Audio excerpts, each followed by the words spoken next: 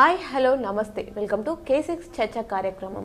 SC వర్గీకరణ అంశంపై మనతో ఈరోజు మాట్లాడడానికి మాదిగ సంఘాల యునైటెడ్ ఫ్రంట్ రాష్ట్ర అధ్యక్షుడు కొక్కెర భూమన గారు ఉన్నారు. నమస్కారం సార్. నమస్తే సార్, ముందుగా ఈ ఎస్సీ వర్గీకరణ అంశం అనేది ఎప్పుడు మొదలైంది సార్? ఎస్సీ వర్గీకరణ అంశము 1976లో అప్పుడున్నటువంటి మన ఎల్లారెడ్డి ఎమ్మెల్యే గారు టిఎం సదాలక్ష్మి గారు అసెంబ్లీలో ప్రస్తావించడం జరిగింది. ఆ తర్వాత 1984లో అది క్రమేణా పెరుగుతూ మరి అరుంధతి బంధు సేవా మండలి పేరుతో విస్తృతంగా అది ముందుకు రావడం జరిగింది.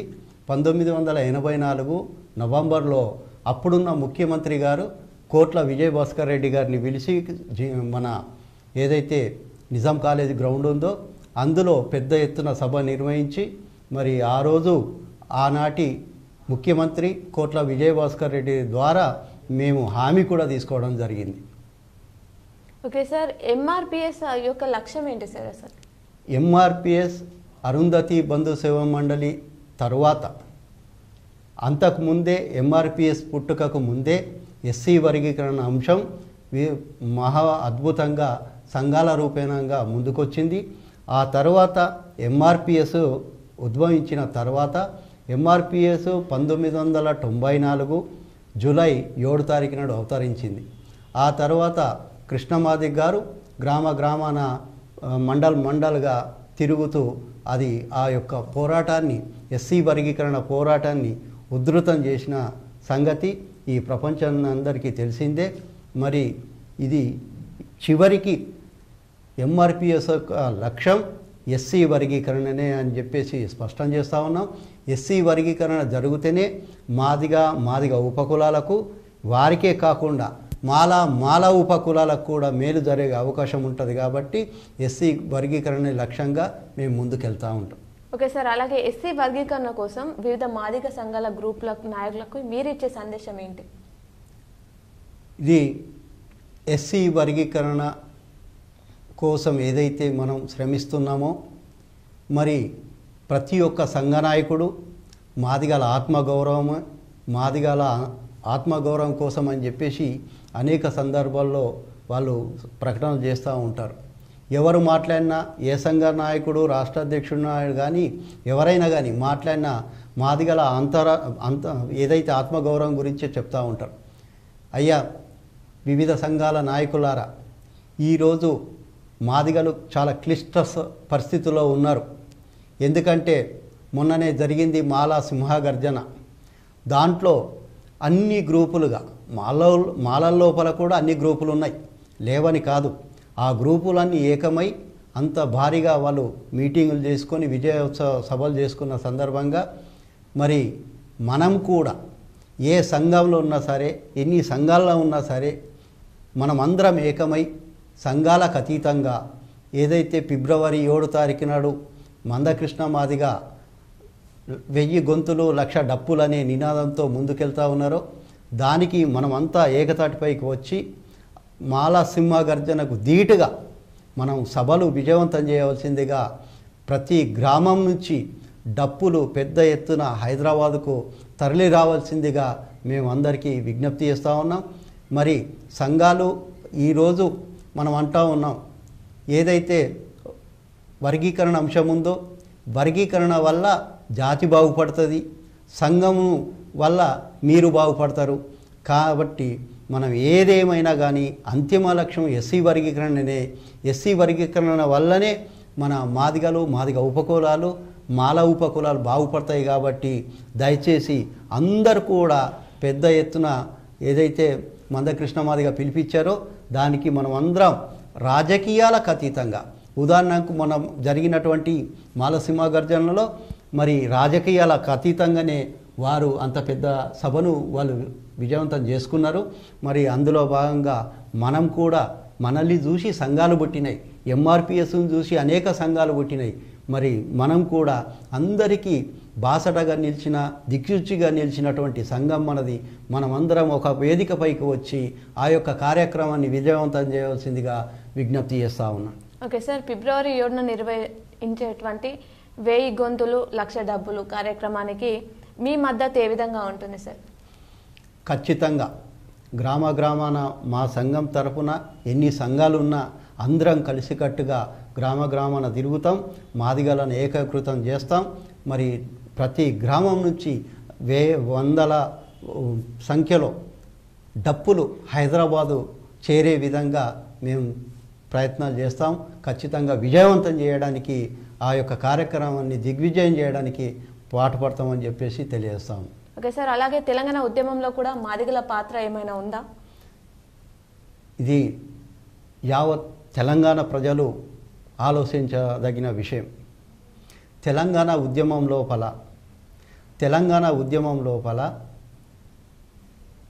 ఇక్కడున్న మాదిగలు తెలంగాణకు అనుకూలంగా రిపోర్ట్లు ఇచ్చారు.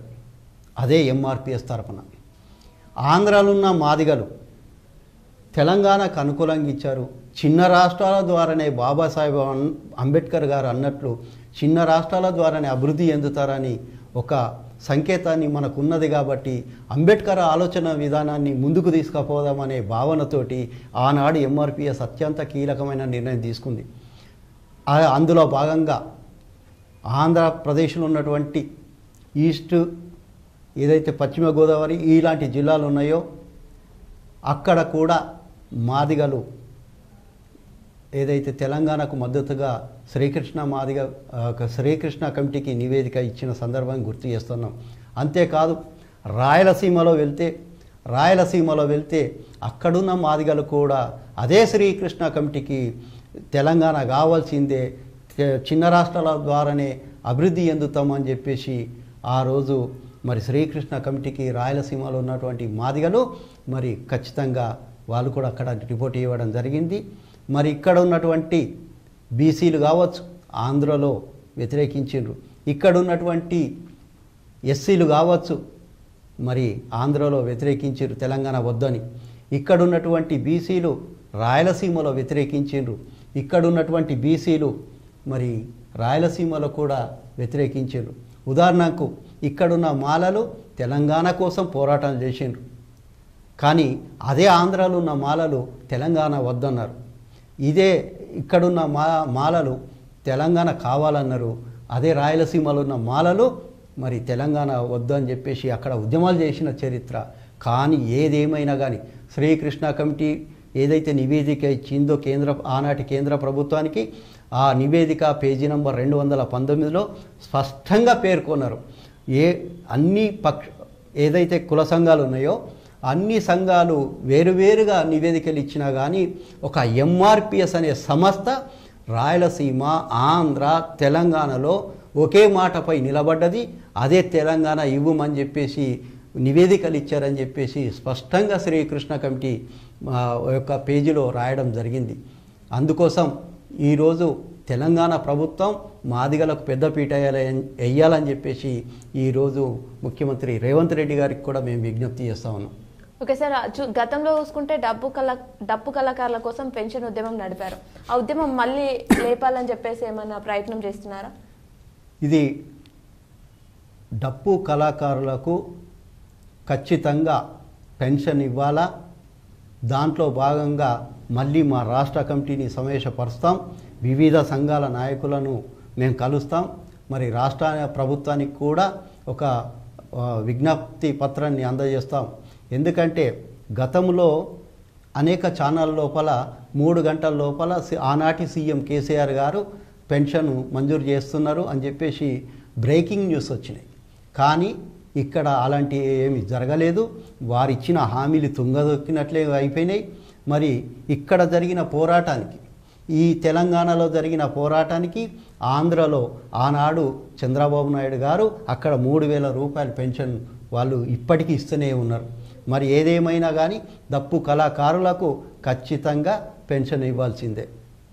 ఓకే సార్, ఉద్యమం చేశారు, అసలు ఎందుకు డప్పు పెన్షన్ ఇవ్వాలనుకుంటున్నారు సార్ మీరు? ఎందుకంటే తెలంగాణ ఉద్యమం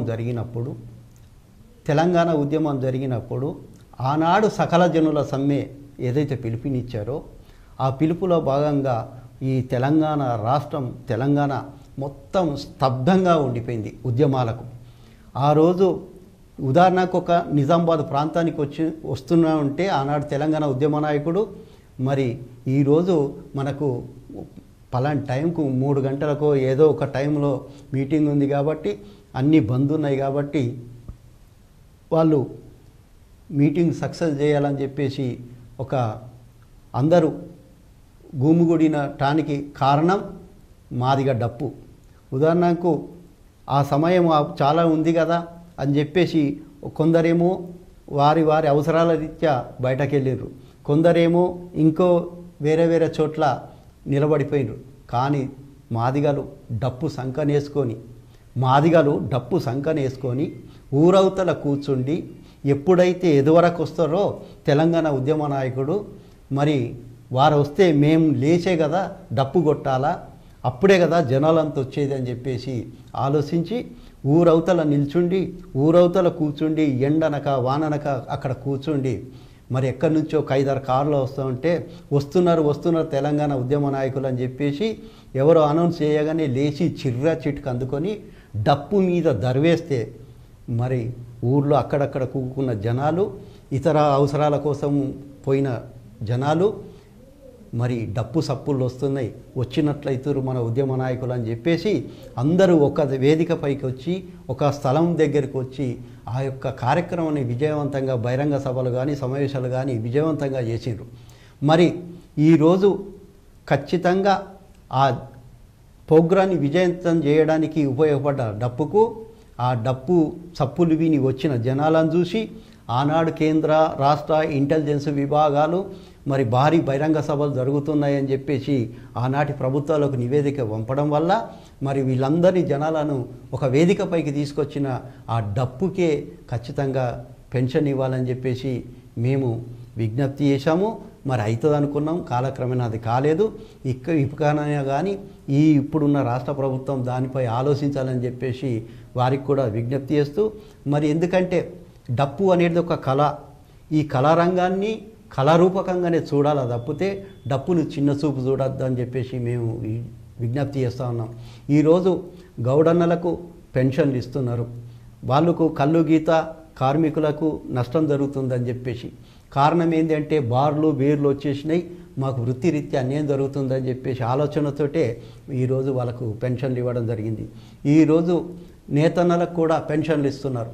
మరి మిల్లులు వచ్చినాయి, పెద్ద పెద్ద ఇవి వచ్చినాయి, ఇండస్ట్రీస్ వచ్చినాయి కాబట్టి నేతన్నల చేతి వృత్తి పోతుందని సాకుతోటే ఈరోజు వాళ్ళకు కూడా పెన్షన్లు ఇస్తున్నారు. మరి ఈరోజు మాదిగలకు జోళ్ళు పోయినాయి, తనుగులు పోయినాయి, అంచెలు పోయినాయి, చిబ్బులు పోయినాయి. ఇవన్నిటిని మల్టీ కంపెనీస్ వచ్చేసి ఉదాహరణకు ఆ రోజు మేము చిబ్బులు అమ్ముకునే వాళ్ళం, ఈరోజు ఏమొచ్చినాయి గమేళలు వచ్చినాయి. ఆ రోజు మేము తాళ్ళు పెట్టుకొని జీవనాన్ని గడుపుకునే వాళ్ళం, ఈరోజు నైలాన్ తాళ్ళు వచ్చినాయి. ఇట్లా అనేక రకాలుగా మా వృత్తి కూడా పోయింది. మరి అంతో ఇంతో కొంచెం డప్పు కొట్టుకొని బతుకున్న సమయం లోపల డీజేలు బాజాలు వచ్చేసినాయి, అవి కూడా మా డప్పు కడుపు కొట్టే పరిస్థితి ఏర్పడ్డది. మాదిగలు బతకాలనుకుంటే మాదిగలకు అందరు కొట్టారు, ఊరుకు కొంతమంది కొట్టుకుంటారు. ఆ కొట్టుకునే వారికి కూడా కళారంగంలో వాళ్ళని గుర్తించి ఖచ్చితంగా వాళ్ళకి పెన్షన్ ఇవ్వాలా. మరి ఈ కాంగ్రెస్ ప్రభుత్వం పేదల ప్రభుత్వం అని చెప్తూనే ఉన్నారు. మరి ఆ పేదల కోసం వారు పెన్షన్ ఇవ్వాలని చెప్పేసి ఈ సందర్భంగా విజ్ఞప్తి చేస్తా ఉన్నాం. ఓకే సార్, అసలు వర్గీకరణ అంశం ఎలా మొదలైంది సార్? వర్గీకరణ అంశం అనేది ఏదైతే ఈరోజు ప్రభుత్వ పరంగా తీసుకున్నటువంటి ఉద్యోగ రంగాల్లో కానీ ఉపాధి రంగాల్లో కానీ మరి రుణాల్లో కానీ మరి మా ఆదినాయకత్వం సర్వేలు చేసినప్పుడు మేధావి వర్గాలు సర్వేలు చేసుకున్నప్పుడు మరి మాదిగలకు అన్యాయం జరుగుతుంది. మరి ఇట్లా ఉంటే ఒకే కంచంలో ఒక ముద్ద పెడితే ఒకే ఎకరంలో మీరంతా పంటలు పండించుకోనంటే తెలివి ఉన్నోళ్ళు ఆ ముద్దను ఎక్కువ తింటున్నారు, కొంచెం అక్కడో ఇది ఉన్నోళ్ళు మాకు అందట్లేదు. మరి అందుకోసం మా జాతికి అన్యాయం జరుగుతుంది. ఉద్యోగ రంగాల్లో కానీ ఉపాధి రంగంలో కానీ రుణయేతర కానీ భూ పంపిణీలో కానీ. ఎందుకంటే ఈరోజు కలెక్టర్ ఆఫీసులో అటెండర్గా నుంచి మొదలుకుంటే ఐఏఎస్ దాకా వాళ్ళే ఉన్నారు కాబట్టి మా మాదిగలు ఎక్కడ కూడా అలాంటి పరిస్థితుల్లో లేరు కాబట్టి మా వాట మాకైతేనే మేము బతుకుతాం, మా వాట మాకైతేనే మా మాదిగ జాతి అభివృద్ధి చెందుతుందని చెప్పేసి భావనతోటే ఈ ఎస్సీ వర్గీకరణ మొదలైంది. ఓకే సార్, ఇందాక మాట్లాడుకున్నట్టు ఎంఆర్పిఎస్ గురించి, దాంట్లో గ్రూపులు పుట్టడానికి గల కారణం ఏంటి సార్? ఇది చాలా ఆలోచించదగ్గ విషయము. రాజకీయ ఉదాహరణకు మేము ఉద్యమం చేసినప్పుడు కొన్ని అవసరాల రీత్యా రాజకీయ నాయకుల దగ్గరికి వెళ్ళి ఆర్థిక వనరుల కోసమో ఇతరత్ర హెల్ప్ కోసమో టెంట్ కోసమో మేము వెళ్ళేవాళ్ళం. ఎందుకంటే మాది పేదల సంఘం. ఎంఆర్పిఎస్ అంటే పేదల కోసం పనిచేసిన సంఘం, కానీ పేదలుగానే ఉండిపోయినాం. ఆ సందర్భం లోపల మేము అప్పుడు ఉన్నటువంటి ఏదైనా నాయకులు, రాజకీయ నాయకుల దగ్గరికి వెళ్ళి అన్న కొంచెం హెల్ప్ కావాలా, మాకు షామియానా కావాలా, ఓ టెంట్ కావాలనుకున్నప్పుడు అక్కడున్నటువంటి రాజకీయ నాయకుల శిష్యరికం ఏదైతే ఉందో వాళ్ళు మా జాతి బిడ్డలు, వాళ్ళ ద్వారా మేము అప్రోచ్ అయినప్పుడు మరి ఆ రోజు మిలిటెంట్ యుద్ధంలాగా మహాభయంకరమైనటువంటి ఉద్యమాలు నడుపుతున్న తరంలో మంచి ఒక విలువ ఉండే. ఆ విలువను ఆసరగా చేసుకొని రాజకీయంగా వలస వచ్చిన వాళ్ళ నుంచి ఎంఆర్పిఎస్లో ఉన్న అసలు సిసలైన నాయకత్వం దూరం అవడం వల్లనే మరి ఈరోజు ఎంఆర్పిఎస్ గ్రూపులుగా అయింది. దీనికి ఏదేమైనా మరి మా ఆది నాయకత్వం ఆ గ్రూపులను ఏకం చేయడానికే ఈరోజు మాదిగ సంఘాల యునైటెడ్ ఫ్రంట్ అని పెట్టుకున్నాం. ఖచ్చితంగా ఎన్ని సంఘాలున్నా మేమంతా ఒక తాటిపైకి వచ్చి ఫిబ్రవరి 7న 1000 గొంతులు 1,00,000 డప్పుల కార్యక్రమాన్ని విజయవంతం చేయడానికి మేము ప్రయత్నాలు కొనసాగిస్తాం, విజయవంతం కూడా చేస్తాం. ఓకే సార్, అలాగే మాలల సింహగర్జన సభ గురించి మీ యొక్క అభిప్రాయం ఏంటి సార్? మాలల సింహగర్జన అనేది నా మట్టుకు మరి అది స్పాన్సర్షిప్ మీటింగ్ అని నేను భావిస్తాను. ఎందుకంటే గత 4 సంవత్సరాలు వర్గీకరణ అయినప్పుడు ఏ మా మేధావి కూడా దాన్ని వ్యతిరేకించి మాట్లాడలేదు. నిజమైన మాలలు ఎక్కడ కూడా మాదిగలకు వ్యతిరేకంగా మాట్లాడలేదు. ఆ ఉద్యమాన్ని కించపరచలే. వాళ్ళేదో అడుగుతుండ్రు, వాళ్ళకేదో రావాలట, వాళ్ళ వాట వాళ్ళు తీసుకోవాలనుకుంటుండ్రు అంతే అని చెప్పేసి అనుకున్నారే. కానీ ఎక్కడ కూడా మాలలు ఈ ఎంఆర్పిఎస్ను ఎక్కడ కూడా వాళ్ళు చిన్న చూపు చూడలే. కానీ కొంతమంది రాజకీయ అవసరాల రీత్యా కావచ్చు, లేదా ఏదైనా మంత్రి పదవి వస్తుందో నా సంఘాన్ని నేను దగ్గర పెట్టుకుంటాను కావచ్చు, లేదు వారికి లీడర్ మీద మోజు పుట్టి ఒక నాయకత్వ లక్షణాల కోసం వారి ఉనికిని కాపాడుకోవటానికి చేసిన మీటింగే బహిరంగ సభని అనుకుంటున్నాం. కానీ నిజానికైతే మెజారిటీ మాలలు మాత్రం వర్గీకరణ విషయంలో వాళ్ళు స్పష్టతనే ఉన్నారు. మాదిగలంటే వారికి కూడా చాలామందికి ప్రేమ ఉంటుంది. దానికి ఇప్పుడు మేధావి వర్గం కూడా ఒక ఆలోచనలో పడుతుందని చెప్పేసి మేము భావిస్తూ ఉన్నాం. ఓకే సార్, కొంతమంది మాల నాయకులు ఏమంటున్నారంటే మాదిగలు చదువుకొని పోటీపడి జాబ్ చేస్తే వద్దంటున్నామా అంటున్నారు. దీని గురించి మీరేమంటారు సార్? కృష్ణమాదిగ అన్నాడు, మనువాదంతో పోల్చండు కృష్ణమాదిగ. మరి మేము మనువాదులమని చాలామంది మాట్లాడుతూ ఉన్నారు. ఈ సందర్భంగా వారికి మేము సూటిగా ప్రశ్నలు వేస్తూ ఉన్నాం. ఈరోజు అంబేద్కర్ గారు రాసిన అందించిన రిజర్వేషన్లు ఫలాలు ఏవైతే ఉన్నాయో ఆ రోజు వ్యతిరేకించిన వాళ్ళే మనువాదులు. అంబేద్కర్ నువ్వు రిజర్వేషన్లు రాయొద్దు, రిజర్వేషన్లు అనే పదమే ఉండద్దు అని వ్యతిరేకించిన వాళ్ళే ఆనాటి మనువాదులు. మరి ఈరోజు మన బాబాసాహెబ్ అంబేద్కర్ గారు, మన దేవుడు మనకు అందించినటువంటి అంబేద్కర్ ఏదైతే ఫలాలు ఉన్నాయో రిజర్వేషన్ ఫలాలు, మరి మేము ఖచ్చితంగా అందరం పంచుకుందాం, కలిసి ఉందాం అంటున్నాం. మరి ఈరోజు మీరు అంటున్నారు, అక్కడక్కడ వినబడుతుంది మాకు కూడా, చదువుకోగా మాదిగోళ్ళు వద్దన్నామా, మాదిగోళ్ళు చదువుకొని ఉద్యోగాలు చేయంగా మేము వ్యతిరేకించినామా అని చెప్పేసి అక్కడక్కడ మాట్లాడుతున్నారు. ఈరోజు అగ్రవర్ణాల కులాల వారు, అరే మీరు కూడా చదువుకోగా వద్దన్నమా, మరి మీకెందుకు రిజర్వేషన్లు ఇవ్వాలా, అంతా ఓపెన్ కాంపిటీషన్లోనే నడవాలని అంటే మీరు దాన్ని ఏకీభవిస్తారా? ఎందుకంటే చదువుకున్న వారికి అగ్రవర్ణాల స్థాయి వారికి సరితూగం అనేదే బాబాసాహెబ్ అంబేద్కర్ గారు ఆలోచించి ఎన్నటికైనా ఆర్థికంగా ముందున్నోడు మరి ఆర్థికంగా లేని నా జాతిని ఎప్పటికి అనగదొక్కుతాడు కాబట్టే రిజర్వేషన్లు ఉంటేనే మా జాతి బాగుపడుతుందని చెప్పేసి మహానుభావుడు అంబేద్కర్ గారు ఆ రోజు ఆలోచించడం వల్లనే రిజర్వేషన్లు ఉన్నాయి. మరి ఆ రిజర్వేషన్లను ఈరోజు చదువుకుంటే వద్దన్నామా, ఉద్యోగాలు చేయంగా వద్దన్నామా అనే పదాన్ని మీరు వాడితే నిజంగా అంబేద్కర్ వాదులే కారు అని చెప్పేసి నేను భావిస్తూ ఉన్నాం. అంబేద్కర్ ఆలోచన విధానానికి మీరు వ్యతిరేకులనే మేము భావిస్తూ ఉన్నాం.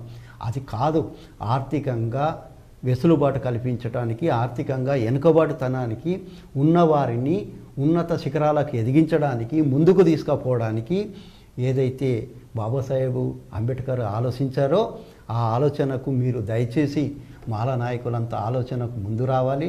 బాబాసాహెబ్ అంబేద్కర్ యొక్క సిద్ధాంతాల్ని తీసుకెళ్దాం. మనమంతా ఉమ్మడిగా చాలా కార్యక్రమాలు చేసేటివి ఉన్నాయి కాబట్టి మీరు వర్గీకరణకు సానుకూలంగానే స్పందించాలా. చదువుకున్నాగా వద్దన్నామా, వాళ్ళకు రిజర్వేషన్లు అవసరమా, వర్గీకరణ అవసరం అనేది సరైన పదం కాదు. అంబేద్కర్ యొక్క ఆలోచన విధాన్ని మనం అమలు చేసుకుందాం. అంబేద్కర్ ఎందుకోసం రిజర్వేషన్లు ఇచ్చాడో దాన్ని ఆలోచిద్దాం. వెనుకబడ్డాం కాబట్టి రిజర్వేషన్లు అన్నారు. ఇప్పుడు ఎస్సీ లోపల ఇంకా వెనుకబడ్డ కులాలు అనేకం ఉన్నాయి. వారికి కూడా మనం చేదోడు వాదోడు అందియాలా. దానికి మీరేదైతే మీ నాయకత్వం ఉందో మీ నాయకత్వం కూడా ఖచ్చితంగా అవసరం. ఉమ్మడిగా నిర్ణయాలు తీసుకుందాం. దానికి మనం అంతా కలిసికట్టుగా పోరాడాలని చెప్పేసి ఇంకా చాలా సమస్యలు ఉన్నాయని చెప్పేసి నేను వారికి విజ్ఞప్తి చేస్తా ఉన్నాను. సార్, అలాగే సామాజిక సేవలో కూడా ఎంఆర్పిఎస్ పాత్ర ఏంటి? సామాజిక సేవలో అంటే ఈరోజు వర్గీకరణ వ్యతిరేకంగా మాట్లాడుతున్న మాల అన్నలకు, మాల తమ్ముళ్లకు, మాల అక్కలకు, మాల నాయకత్వానికి అందరికీ కొన్ని 2-3 నేను వారికి జవాబు ఇవ్వదలుచుకున్నా. సామాజిక సేవ ఎంఆర్పిఎస్ ఉదాహరణకు రాజీవ్ ఆరోగ్యశ్రీ పోరాటం ఎంఆర్పిఎస్ చేసింది. దానివల్ల మాల అన్న కొడుకుకో వాళ్ళ మనుమడికో, మాల అక్క కొడుకుకో వాళ్ళ మనుమడికో గుండె జబ్బొస్తే ఇలా రాజీవ్ ఆరోగ్యశ్రీ కార్డు తీసుకొని మీరు గుండె ధైర్యంతో హాస్పిటల్ పోయి మీరు గుండె ఆపరేషన్లు చేసుకుంటున్నారంటే దానికి కారణం ఎంఆర్పిఎస్. ఈరోజు మీ ఇంట్లో ఒక వికలాంగులు ఉండొచ్చు. వాళ్లకు ఈరోజు మేము సాధలేము దేవుడా, వీడిని ఎట్లా పోషించాలా, ఈ పిల్లని ఎట్లా బతికియాలని చెప్పేసి చింతపడుతూ మనసు చంచలనమై కష్టాల్లో ఉన్న మీ అందరికీ వికలాంగుల ఉద్యమాన్ని తెచ్చి ఈరోజు మరి 3,500 పెన్షన్ మీ ఇంటికి అందిస్తున్న చరిత్ర ఎంఆర్పిఎస్ది. ఆ ఉద్యమం నడిపింది కూడా ఎంఆర్పిఎస్ఏ. అంతేకాదు మరి ప్రమోషన్లో రిజర్వేషన్ ఉద్యోగ రంగాల్లో ప్రమోషన్లో రిజర్వేషన్ ఉద్యమాన్ని నడిపింది మరి ఎంఆర్పిఎస్ఏ, మాదిగలే. ఉదాహరణకు అటెండర్గా ఉన్నటువంటి ఒక మాల అన్న, ఒక మాల ఉద్యోగి మరి అలా హై లెవెల్ హయ్యర్ ఆఫీసర్ అయిండు, ఉన్నత ఉద్యోగి అయిండు. దానికి కారణం ఎంఆర్పిఎస్ఏ. ఇవన్నీ మా ఎంఆర్పిఎస్ ఘనత వల్లనే ఎస్సీ సప్లన్నుల పోరాటం కావచ్చు, నిధుల పోరాటం కావచ్చు, మరి ఎస్సీ ఎస్టీ అట్రాసిటీ కేసుల విషయంలో పొన్నయ్య కమిషన్లు కావచ్చు, మేము ఎన్నో ఉద్యమాలు చేసి మరి ఈరోజు మా ఎంఆర్పిఎస్ యొక్క ఉద్యమాలు సమాజానికి దోహదపడే విధంగానే ఉన్నాయి. కాబట్టి మీరు కూడా పెద్ద మనసుతోటి మీరందరూ మమ్మల్ని కలుపుగా పోండి, మమ్మల్ని మీ దగ్గరికి తీయండి, వర్గీకరణకు సానుకూలంగా స్పందించని చెప్పేసి విజ్ఞప్తి చేస్తాము. సార్, అలాగే మాలలే ఎక్కువ అంటున్నారు కదా, దీనికి ఏమంటారు మీరు? అమ్మ, ఇప్పుడు జనాభా నిష్పత్తి ప్రకారంగా వర్గీకరణ కావాలంటున్నాం. ఈ జనాభా నిష్పత్తిని మీరు ఏకీభవించుండ్రి. మీ మాలలు ఎక్కువ ఉంటే ఎక్కువ వాటా తీసుకోండి, ప్రభుత్వంతో పోరాడుండ్రి, అద్దంటలేం కదా. మీ వాట ఎంతనో తెలుసుకొని ప్రభుత్వానికి రిప్రజెంటేషన్ లేరు, మా వాట ఎక్కువ ఉంది, మేము జనం ఎక్కువ ఉన్నాం, మా సర్వే చేయండి, ఓకే. కానీ ఇలా మాదిగలు తక్కువ ఉంటే తక్కువనే తీసుకుంటాం, మాలలు ఎక్కువ ఉంటే ఎక్కువనే తీసుకొని, కానీ ఎప్పుడు కూడా మాల మాదిగలంతా ఒక్కటే అని చెప్పేసి అబద్ధపు మాటలు చెప్పకండి. మీ వాటా ధైర్యంగా చెప్పండి. మీ జనాభా నిష్పత్తి ఎక్కువ ఉంటే ఎక్కువ తీసుకోండి, మేము తక్కువ ఉంటే తక్కువ తీయండి. కానీ ఇవన్నీ తీసుకుపోయి ఉమ్మడి రిజర్వేషన్లను వర్గీకరించొద్దు, మేమంతా ఒకటంటే నేను అంటాను, ఎప్పుడు కూడా ఈ ఎస్సీలో 57 కులాలు ఉంటాయి. ఈ 57 కులాల్లో డక్కలి వారి పిల్లను మాదిగా వాళ్ళు చేసుకోరు, మరి మాదిగా వాళ్ళ పిల్లను మాల వాళ్ళు చేసుకోరు. ఎప్పుడు కూడా లావంటే కలిసి తింటమేమో కానీ శారీరక సంబంధాలు కానీ రక్త సంబంధాలు కానీ ఎక్కడ కూడా దళితుల్లో కలిసికట్టుగా లేవు. ఇది వారికి తెలుసు, సమాజానికి కూడా తెలుసు. కాబట్టి ఎస్సీ వర్గీకరణ కంపల్సరీ కావాల్సిందే. మీ వాటా ఎక్కువ ఉంటే, మీ జనాభా ఎక్కువ ఉంటే తీసుకోండి, దాంట్లో తప్పేం లేదు. దాన్ని మేము ఏకీభవిస్తాము. ఓకే సార్, మందాకృష్ణ మాదిగ గారు బీజేపీ పార్టీకి మద్దతు ఇస్తున్నారు కదా, మీరేమంటారు? అది మందాకృష్ణ మాదిగన్న ఏదైతే బీజేపీకి మద్దతు ఇచ్చారో అది రాజకీయ కోణంలో ఇచ్చారా, ఇంకా ఏదన్నా ఆలోచించి ఇచ్చారా మాకైతే తెలియదు. కానీ మరి ఈరోజు బీజేపీ నిజంగా మాదిగలకు మేలు చేయాలనుకుంటే మరి ఒక రాష్ట్ర అధ్యక్షుడిని కానీ లేదు ఇంకా ఇతరత్ర సందర్భాల్లో కానీ మరి బీజేపీ వాళ్ళ దగ్గర తీసుకునే అవకాశం ఉంటుంది. మరి ఈరోజు బీజేపీ మొన్న మోడీ గారు వచ్చారు, డప్పు కొట్టారు. ఇది బహిరంగంగానే చూసినాం. డప్పు కొడుతూ మంచి మంచి ఏదైతే ఫోటోలకు పోజులు కూడా ఇచ్చారు. మందకృష్ణ అన్న గారిని పట్టుకొని భుజం తట్టారు. మేము అనుకున్నాం, అయ్యా దేశ ప్రధానమంత్రి వచ్చాడు ఇంత పెద్ద మీటింగ్, మరి అంత పెద్ద భరోసా ఇచ్చాడు, దగ్గరుండి నేను చేయిస్తా అన్నాడు, మేము వర్గీకరణ అయిపోతుందేమో, ఆయననే చేసి పంపిస్తాడేమో అని చెప్పేసి అనుకున్నాం. కానీ ఎక్కడ కూడా పార్లమెంట్లో ఈ సమస్యను లేవనెత్తలేదు. మరి ఆ పార్లమెంటు ద్వారా ఒక చట్టాన్ని తీసుకురాలేదు. మరి ఒక ఆర్డినెన్స్ కూడా తీసుకొచ్చి రాష్ట్ర ప్రభుత్వాలకు అధికారాలు కల్పించలేదు.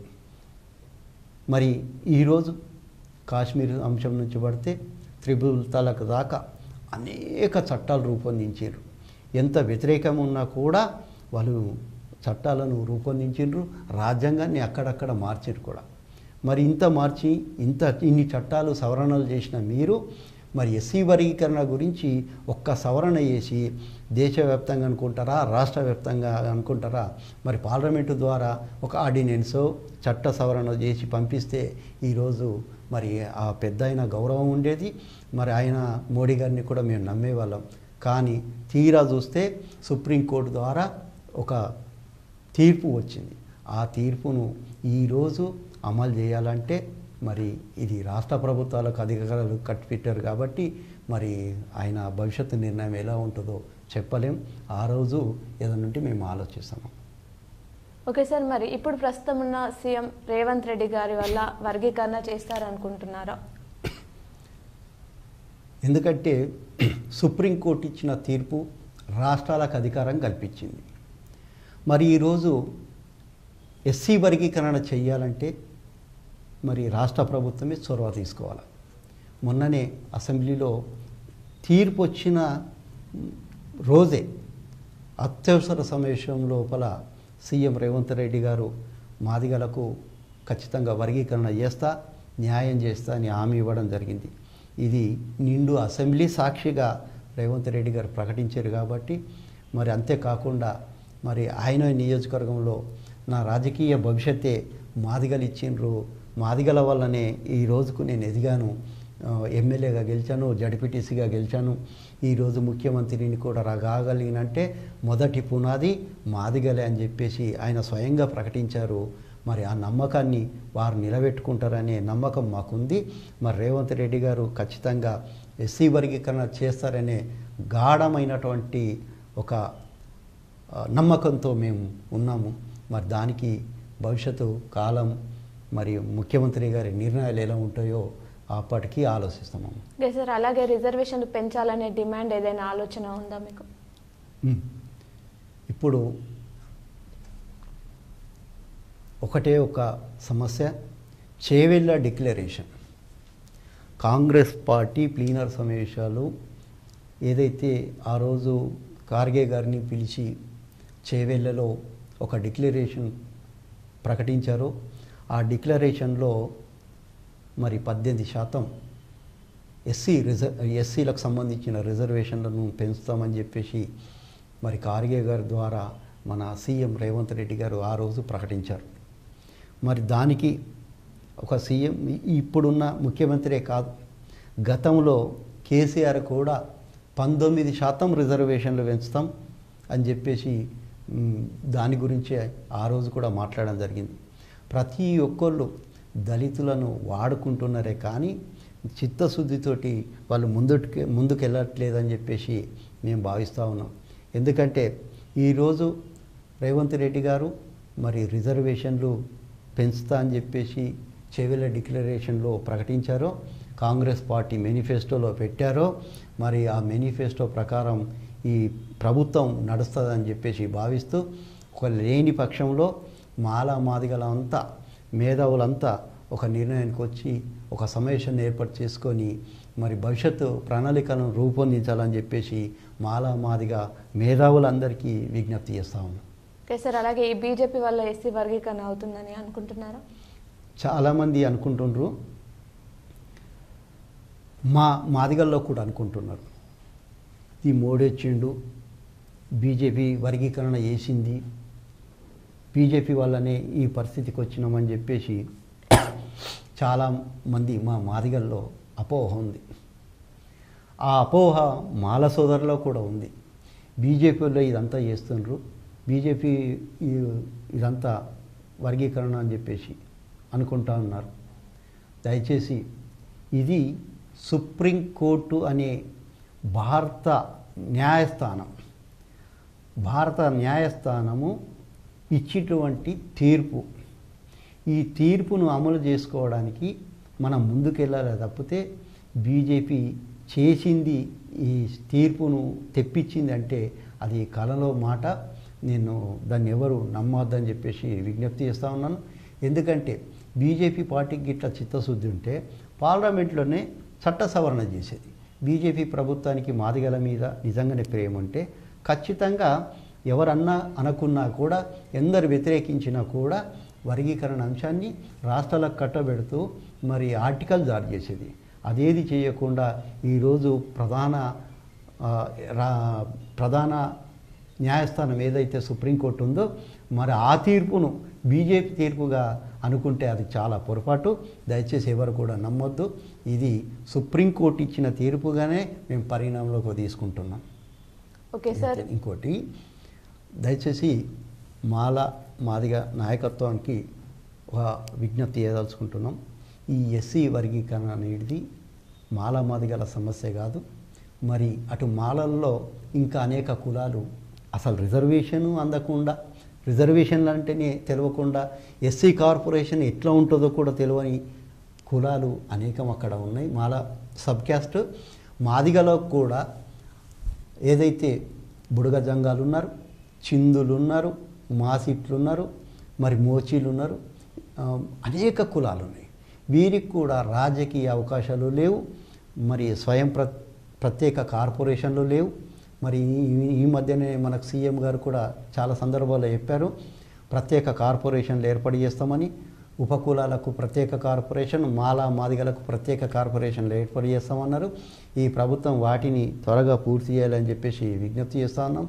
మరి మనం అందరం కలిసి దళిత జాతికి పెద్దన్నగా మాల ఉన్నప్పుడు, దళిత జాతికి చిన్నన్నగా మాదిగా ఉన్నప్పుడు ఈ తమ్ములను మనం రక్షించవలసిన బాధ్యత ఉంది. కాబట్టి వీళ్ళకు రిజర్వేషన్లు అంటేనే తెలియని పరిస్థితి ఉంది. కాబట్టి రాజకీయ రంగంలో కానీ, ఆర్థిక రంగంలో కానీ, భూ పంపిణీ విషయంలో కానీ, అనేక రంగాల్లో కానీ ఏ సంబంధం చిట్ట చివరున్నటువంటి ఈ ఉపకులాలను మనం ముందుకు తీసుకురావాలంటే ఖచ్చితంగా వర్గీకరణకు మనం అందరం పెద్దన్న, చిన్నన్న, మాదిగానే మనం ఒక నిర్ణయానికి వచ్చి వర్గీకరణ చేసుకుందాం. వర్గీకరణ చేసుకున్న తర్వాత కలిసి ఉందాం, కలిసి ఉద్యమాలు చేసి మన భవిష్యత్ తరాలకు పెద్ద ఏదైతే మనం అనుకుంటున్నామో ఒక భవిష్యత్ తరాలకు దిక్సూచిగా నిలబడదాం. ఉదాహరణకు ఈ గత ప్రభుత్వం కానీ మరి ఈరోజు సంవత్సరం అవుతున్న ప్రభుత్వం కానీ అనేక కోట్ల లక్షల కోట్ల బడ్జెట్లు కేటాయిస్తుంది. కానీ ఇంతవరకు ఎస్సీ కార్పొరేషన్లో ఒక విధి విధానాలు లేవు, ఇంతవరకు సప్లాన్లో విధి విధానాలు లేవు. మనం అందరం కలిసి ఈరోజు ఎస్సీ కార్పొరేషన్ కావచ్చు, ఎస్సీ సప్లాన్ నిధుల గురించి కావచ్చు మనము ఆలోచించి, అంతేకాకుండా ఎస్సీ ఎస్టీ అట్రాసిటీ కేసుల మీద కావచ్చు మనం వీటిని కలిసికట్టుగా మనం ఆలోచించి ముందుకెళ్తే, ఒక ఐక్యతతో ముందుకెళ్తే ఖచ్చితంగా మనమంటే ఒకప్పుడు భయపడ్డ వాళ్ళు ఈరోజు మనల్ని చూసి నవ్వుతున్నారు. దయచేసి ఆ నవ్వుల పాలు కాకుండా మనమంతా పంచుకుందాం, కలిసి ఉందాం. ఏదైతే బాబాసాహెబ్ అంబేద్కర్ ఇచ్చిండ్రు రాజ్యాంగంలో పొందపరిచిన రిజర్వేషన్లను సమానంగా తీసుకుందాం. మాల ఉపకులాలు, మాదిగ ఉపకులాలు, వీళ్ళందరికంటే ముందు చిట్ట చివరున్న వాళ్ళకి అవకాశాలు ముందు తీసుకుందాం, ఆ తర్వాత మనం తీసుకుందాం. కాబట్టి మీరంతా మనం ఒక పెద్ద మనసుతోటి ఒక నిర్ణయానికి వచ్చి మేధావులు, మాదిగ మేధావులు ఒక నిశ్చయానికి వచ్చి ఒక మహోన్నతం వంటి నిర్ణయాలు తీసుకోవాల్సిందిగా ఈ సందర్భంగా తెలియజేస్తూ ఉన్నాం. ఓకే సార్, ఎస్సీ వర్గీకరణ మాదికలకు ఉన్నటువంటి సమస్యలు ఈరోజు మాతో పంచుకున్నందుకు థ్యాంక్ యూ సార్. ధన్యవాదాలు. ఓకే, ఎస్సీ వర్గీకరణ జరగాలి, మాదిగ సంఘాలకి న్యాయం జరగాలని చెప్పేసి K6 తరఫున కోరుకుంటున్నాం. ఇది ఈరోజు ప్రత్యేకమైన అంశం. మరో అంశంతో మీ ముందుంటాం. చూస్తూనే ఉండండి మీ K6.